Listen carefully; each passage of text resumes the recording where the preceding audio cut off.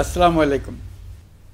আজ আমরা পুরো জাতি একসঙ্গে স্মরণ করছি এমন একদিন যা এদেশের ইতিহাসে গভীর ছাপ রেখে গেছে।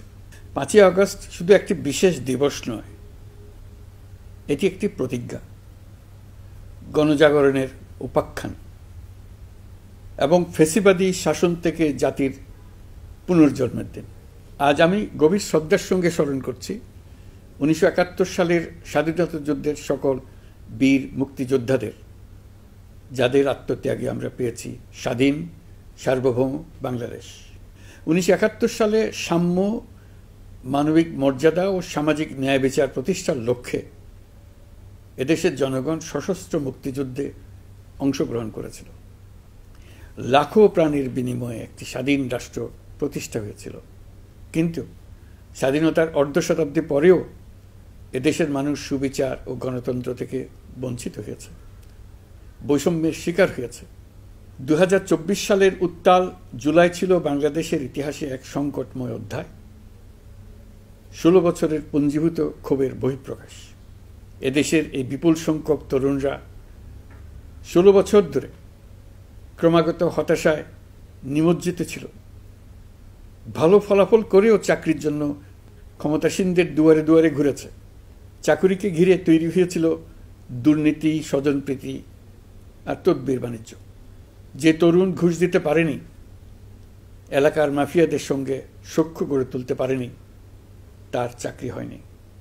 সরকারি চাকরিতে বৈষম্যমূলক কোটা পদ্ধতি, যেটা মূলত ছিল দুর্নীতি ও স্বজনপ্রীতির আরেকটা হাতিয়ার, এর বিরুদ্ধে তরুণ সমাজ দীর্ঘদিন ধরে প্রতিবাদ বিক্ষোভ করলেও ফ্যাসিবাদী শাসকের টনক নড়েনি।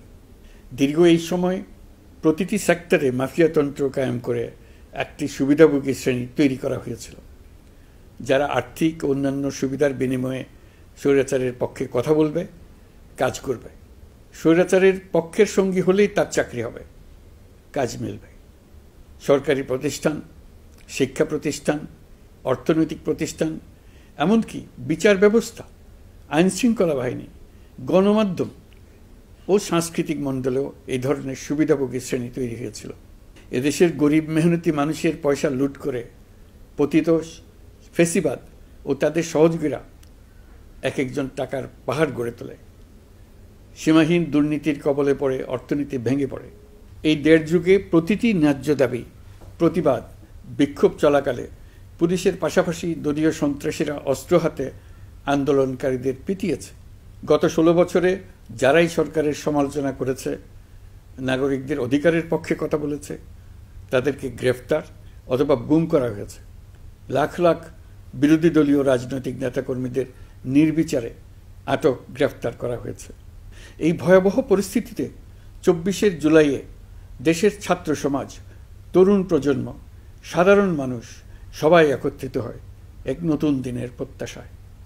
সমস্বরে তারা বলে ওঠে, এবার ফ্যাসিবাদকে যেতে হবে।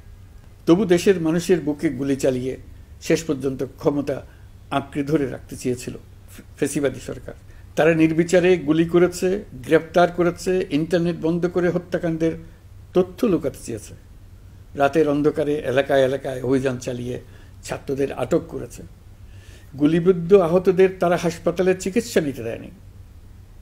হাসপাতালগুলোকে নির্দেশ দেওয়া হয়েছিল যেন আহতদের ভর্তি না করা হয়। এই কারণে বহু মানুষ চিকিৎসা না পেয়ে চিরতরে দৃষ্টি হারিয়েছে, পঙ্গু হয়েছে। আজ জুলাই গণ অভ্যুত্থান দিবসে আমি জাতির সূর্য সন্তান জুলাই শহীদদের গভীর শ্রদ্ধার সঙ্গে স্মরণ করছি, তাদের আত্মার মাগফিরাত কামনা করছি। জুলাইয়ে যারা আহত হয়েছেন, চিরতরে পঙ্গু হয়েছেন, দৃষ্টি হারিয়েছেন, জাতির পক্ষ থেকে আমি তাদের প্রতি শ্রদ্ধা ও কৃতজ্ঞতা জানাচ্ছি। এই জাতি আপনাদের কাছে চিরকৃতজ্ঞ থাকবে। গত বছর ডিসেম্বর মাসে জুলাই গণ অভ্যুত্থানে শহীদ পরিবার ও আহতদের কল্যাণ ও যাবতীয় বিষয়াদির প্রশাসনিক দায়িত্ব মুক্তিযুদ্ধ বিষয়ক মন্ত্রণালয়ের উপর ন্যস্ত করা হয়েছে। এখন পর্যন্ত 836টি শহীদ পরিবারের মধ্যে 775টি শহীদ পরিবারকে মোট 98 কোটি 40 লাখ টাকার সঞ্চয়পত্র ও মাসিক ভাতা বাবদ ব্যাংক চেক দেওয়া হয়েছে। অবশিষ্ট যারা আছেন তাদেরও কয়েকটি বিষয় নিষ্পত্তি সাপেক্ষে সঞ্চয়পত্র দেওয়ার প্রক্রিয়া চলছে। এর পাশাপাশি আহত 13,800 জন জুলাই যুদ্ধকে 3টি ক্যাটেগরিতে নগদ টাকা ও চেক বাবদ মোট 153 কোটি 4 লাখ টাকা প্রদান করা হয়েছে। এর মধ্যে 78 জন অতি গুরুতর আহত জুলাই যোদ্ধাকে সিঙ্গাপুর, থাইল্যান্ড, তুরস্ক এবং রাশিয়ায় উন্নত চিকিৎসার জন্য পাঠানো হয়েছে এবং চিকিৎসা ব্যয় বাবদ এ পর্যন্ত 97 কোটি 50 লাখ টাকা ব্যয় হয়েছে। জেলা উপজেলা পর্যায়ে সকল সরকারি হাসপাতাল বা ক্লিনিক বা স্বাস্থ্যকেন্দ্র, মেডিকেল কলেজ হাসপাতাল এবং সরকার কর্তৃক নির্ধারিত বিশেষায়িত হাসপাতালগুলোতে সকল শ্রেণীর আহত জুলাই যোদ্ধাদের অগ্রাধিকার ভিত্তিতে বিনামূল্যে চিকিৎসা সেবা দেওয়ার সিদ্ধান্ত হয়েছে।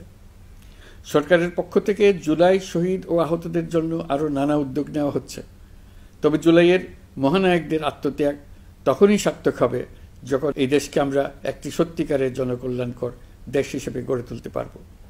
আজ আমরা কেবল অতীত স্মরণ করতে আসিনি, আমরা একটি শপথ গ্রহণ করতে এসেছি।